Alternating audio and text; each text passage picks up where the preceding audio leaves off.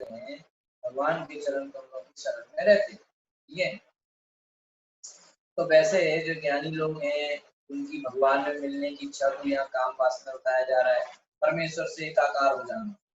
और जो योगी लोग हैं वो योग शक्तियां चाहते हैं, वो भी एक तरह से काम वासना। लेकिन जो लोग भक्त हैं उनकी कोई इच्छा नहीं होती, सिर्फ पवित्रता।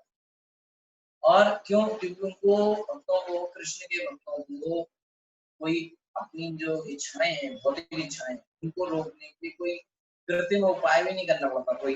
ठीक है, उनका सीधा है, भगवान के चरण कमलों की सेवा करते रहते हैं, उससे आनंद मिलता रहता है, कथा सुनते हैं, प्रसाद लेते हैं, नाचते हैं, कीर्तन करते हैं, जपा करते हैं, उसमें उनको आनंद मिलता है, इसलिए भौतिक इच्छाएं उनको होती ही नहीं। ठीक है, यहाँ भगवान के चरण कमलों के अंगूठों के संरक्षण में इच्छाएं आध्यात्मिक की साधन बन जाती। ठीक है, तो यहाँ कुमारों द्वारा ये बताया गया है, कुमार जो है, 4 कुमार महाराज बता रहे हैं कि भगवान श्री कृष्ण के चरण कमल समस्त सुखों आनंद के सागर हैं। सारा सुख कहाँ है, आनंद कहाँ है? भगवान के चरण कमलों में। ठीक है, तो देखो चरण कमल है कि नहीं भगवान, भगवान चरण कमलों के नीचे रहना है। ठीक है, अतः वृथा ही भौतिक सुख के लिए इच्छाओं को रोकने का विफल प्रयास करने जाए मनुष्य चाहिए कि भगवान के चरण शरण, यहाँ वहां जो है फालतू में प्रयास न करे सारी इच्छाओं को रोकने के। ठीक है, जैसे कई बार लोग देखते हैं कि मतलब अब इच्छा हो रही है लेकिन मुंह में बांध लिया, नहीं हम खाएंगे नहीं, आंखें बंद कर लें, हमको देखेंगे नहीं, ऐसा नहीं ना। इच्छाओं को आप वैसे कंट्रोल नहीं कर सकते। अगर मन में है कि आंखों को कुछ सुंदर देखना है तो भगवान के रूप को देखिए, विग्रह को देखिए, है कि नहीं? मन में है कि कुछ टेस्टी खाना, भगवान प्रसाद खाइए, है ना। वो अच्छा कुछ गाना चाहते हैं, भगवान का नाम गाइए, कीर्तन करिए, भजन गाइए, है ना। कुछ अच्छा सुनना है, अच्छा भगवान का कीर्तन सुनिए, कथा सुनिए। इस तरीके से जो है अपनी इंद्रियों को भगवान की सेवा में लगा के, भगवान चरण कमलों की शरण लेके मनुष्य बड़ी आसानी से भौतिक इच्छाओं को खत्म कर सकता है। तो जब तक वह भौतिक सुख के लिए इच्छाओं को रोकने में असमर्थ रहता है तब तक इस संसार के बंधन से मुक्ति की कोई संभावना नहीं रहती। जब तक भौतिक इच्छाएं रहेंगी हम यही भटकेंगे। भौतिक इच्छा नहीं रहनी चाहिए कोई, जरा सी। इसको मतलब इसको सरल भाषा में अगर कहें तो ये कह सकते हैं कि जब तक हमको इस संसार में कोई भी चीज, कोई भी व्यक्ति अच्छा लगता है तब तक हमें कृष्ण नहीं मिलेंगे। इस संसार की सब चीजें हमको बेकार लगने लगे, उनसे कोई लगाव नहीं है, सिर्फ कृष्ण से लगाव है, कृष्ण के भक्तों से लगाव है, कृष्ण की चीजों से लगाव है, मंदिर से लगाव है, भगवत गीता से लगाव है, प्रसादम से लगाव है, भक्तों से लगाव, वो तो ठीक है। लेकिन जो भौतिक है उस एक छोटी सी चीज से भी अगर हमें लगाव है तो हम इसी संसार में रह जाएंगे, कृष्ण के पास नहीं जा पाएंगे। छोटी सी चीज, जैसे कई लोग सोचते हैं कि हम सब तो बंद कर दिया, बस चाय तो पीते हैं। हाँ, तो वही तो भगवान को पसंद नहीं है। भगवान का तो सीधा है, नियम तो नियम। ठीक है, तो अब हमने सब तो बंद कर दिया, पर कभी कभी थोड़ा प्याज खा लेते हैं, बस फंसेंगे। या कभी कभी कोई हम देख लेते हैं, कोई फिल्म देख लेते हैं, तो उससे क्या है, हम फंस सकते। ठीक है, यहाँ तर्क किया जा सकता है कि नदी की तरंगें लगातार समुद्र की ओर बहती रहती है और उन्हें रोका नहीं जा सकता। जब ज्वार आता है तो इससे नदी की धारा रुद्ध हो जाती है, नदी बाढ़ आ जाती है। उस समय समुद्र की लहरें नदी की लहरों से अधिक ऊपर हो जाती हैं। इसी प्रकार बुद्धिमान भक्त कृष्ण चेतना में भगवान की सेवा के हेतु बेहतरीन निर्णय बनाता है, जिससे अचल भगवान की सेवा की इच्छाओं से आप्लावित हो जाती है, जैसा कि यमुनाचार्य ने पुष्टि की है। मतलब ये कह रहे हैं कि जैसे भौतिक इच्छाएं कैसी हैं, नदी की तरंगों के जैसे, नदी की धारा जैसे बहती तेज समुद्र की तरफ। लेकिन कभी कभी ज्वार जब समुद्र में उठता है तो समुद्र का पानी उल्टा भागता है नदी के अंदर, है ना। तो वैसा है, तो भक्ति इतनी कर लें हम कि हमारी जो इच्छाएं हैं वो भवसागर की तरफ खींच के ले जा रही हैं और अंदर घुसा रही हैं, उसमें फंसा रही हैं, तो हम इतनी भक्ति करेंगे उल्टा ज्वार सा निकले भक्ति का, और वो हमारे तरंगों को, भौतिक इच्छाओं को दबा दे। समझा रहा है?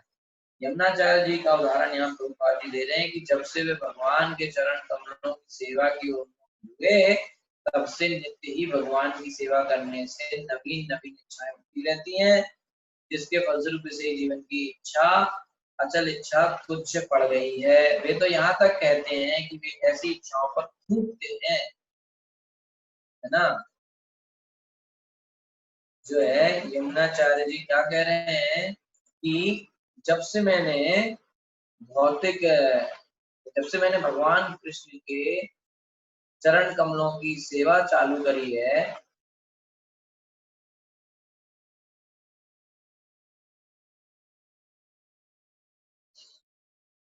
वो कह रहे हैं कि जब से मैंने भगवान कृष्ण के चरणों की सेवा करी है, तब से मेरे मन में नई नई इच्छाएं आती हैं भगवान की सेवा करने की। ठीक है, और उससे वो क्या रहा है कि उससे ये हो रहा है कि जब भी मैं कोई भौतिक इच्छाओं का विचार मेरे मन में आता है ना, तो क्या होता है, मैं बोलता हूँ थूक दूं। जैसे आप रास्ते में जा रहे हो, कोई गंदी चीज देख ली, कोई स्टूल पड़ा हुआ, कोई गंदी चीज पड़ी हुई देख ली, बिल्कुल बदबूदार, तो ऐसे थूकने का मन होता है ना, आदमी थूक देता, क्या गंदा देख लिया, होता ही नहीं होता है।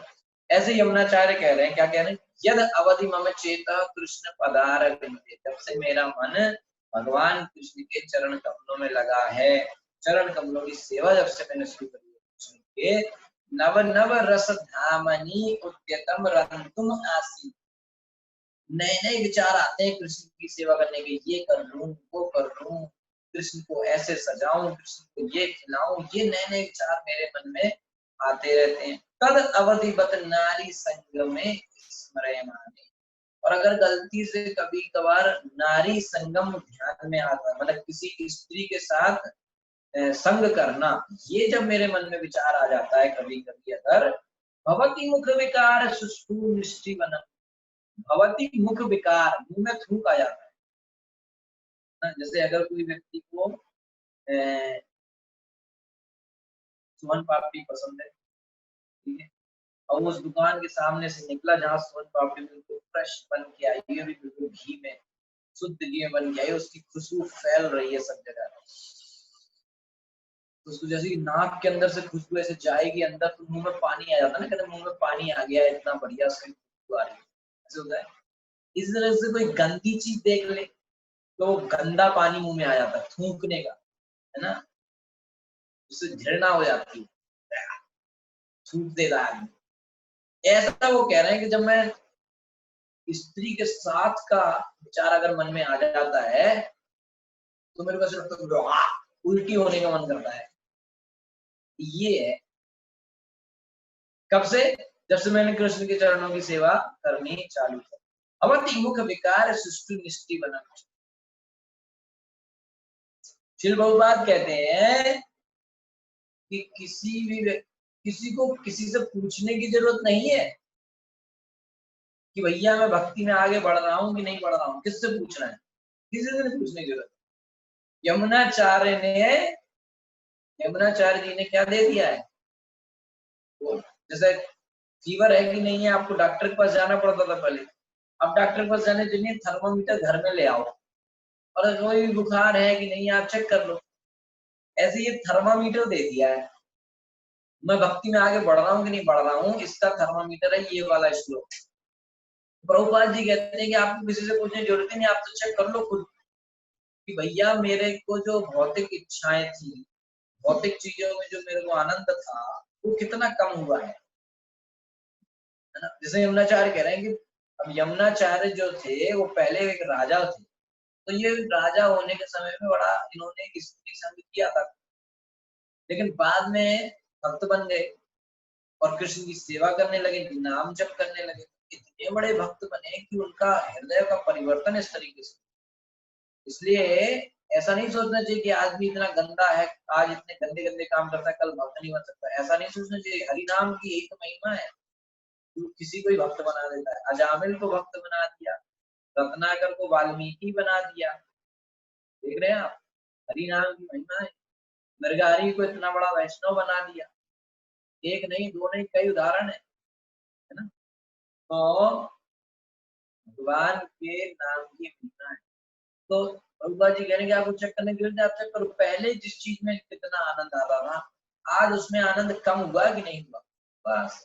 और सबसे बड़ा आनंद इस भौतिक संसार का है कि स्त्री संग, यानी कि पुरुष के लिए स्त्री का संग, स्त्री के लिए पुरुष का संग। तो वो अपने आप चेक कर सकता है कि जैसे यमुनाचार्य कह रहे हैं कि अब मेरे वो पुरुष है, तो वो कह रहे हैं मेरे अंदर स्त्री के संग का विचार आता है, तो वो थूकने का मन होता है। कोई स्त्री तो उसको भी अगर पुरुष के मन विचार आए तो थूकने का मन हो, ऐसा भक्ति करने का ही है। कृष्ण की सेवा करते करते मन में इतना शुद्धि हो जाएगा, इस तरह की बहुत इच्छा आने से उल्टी करने का मन होगा। ठीक है, इसे कहते हैं भगवद गीता में इसकी पुष्टि की गई है, परम दृष्टवा निवर्तते। ठीक है, अब किसी को आप जो है 2 रुपए वाली आइसक्रीम, पता नहीं आजकल 2 रुपए में आती कि नहीं आती, जब हम छोटे थे तो 2 रुपए में आती थी आइसक्रीम, है ना। तो 2 रुपए की आइसक्रीम आती थी, तो एक होती थी 1 रुपए की, लाल रंग की रहती थी, फिर 2 रुपए की सफेद रंग की रहती थी। ठीक है, तो अगर ऑप्शन है कि लाल वाली चाहिए सफेद वाली चाहिए, तो आदमी सफेद वाली लेता था। फिर बोले एक डब्बे में आती थी 5 रुपए की, सफेद वाली चाहिए कि डब्बे वाली चाहिए, तो डब्बे वाली लेता। ठीक है, फिर डब्बे में के बाद फिर एक कोन वाली आती थी ना, वो 15 रुपए की, जो कि साल में एक बार खाओ आप। ठीक है, तो अगर वो चाहिए कि वो चाहिए तो वो वाली चाहिए। परम दृष्टवा निवर्तते का मतलब है कि जब आपको हायर टेस्ट मिल जाता है, ऊपर का स्वाद, तो नीचे वाला अपने आप छूट जाता है। तो पैसे आप उसको छोड़ने की कोशिश कर रहे हो, नहीं छूटेगा, है ना। जैसे आप किसी से कहो कि ये लाल वाली आइसक्रीम मत खाओ, वो नहीं छोड़ पाएगा, लेकिन उसको वो लाल वाली मत खाओ तो सफेद वाली दे देंगे, तो वो तुरंत छोड़ देगा। ऐसा ही है, भगवान कह रहे हैं यहाँ पर, सर्वधर्मान परित्यज्य मामेकं शरणं व्रज अहं त्वां सर्वं, तुम सब छोड़ो पहले, वो मैं तुम्हें आनंद दूं। भगवान सेवा करके जो आनंद मिलेगा, छोटी छोटी चीजें अपने आप छूट जाएंगी। ठीक है, तो निष्कर्ष क्या निकला कि भगवान के चरण कमलों की सेवा के लिए प्रेम पूर्ण इच्छा विकसित करने से इंद्रिय तृप्ति की सारी इच्छाएं खत्म हो जाती है। कई दिन से चल रहा था ना कि इंद्रिय तृप्ति मत करो, इंद्रियों को मत, तो सोल्यूशन ये है कि चरण कमलों की सेवा करो, नाम का जप करो, कथा का श्रवण करो। ठीक है, ओके। अगला श्लोक तो काफी बड़ा है, इसको कल देखेंगे। 40वां श्लोक में भी जो है, आज हमने भगवान के चरण कमलों की सेवा का महत्व देखा, कल भी चरण कमलों का महत्व देखें। ठीक है, Hare Krishna. Thank you so much. Srila Prabhupada की जय, ग्रंथराज श्रीमद् भागवतम की जय, अनंत कोटि। ठीक है, किसी कोई प्रश्न है तो आप पूछ सकते हैं। हरे कृष्ण।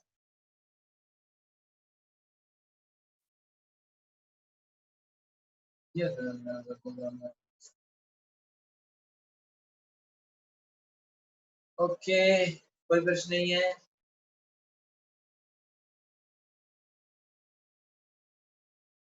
ओके, हरे कृष्णा। श्री प्रभुपाद की जय, जय श्री राधे कृष्ण।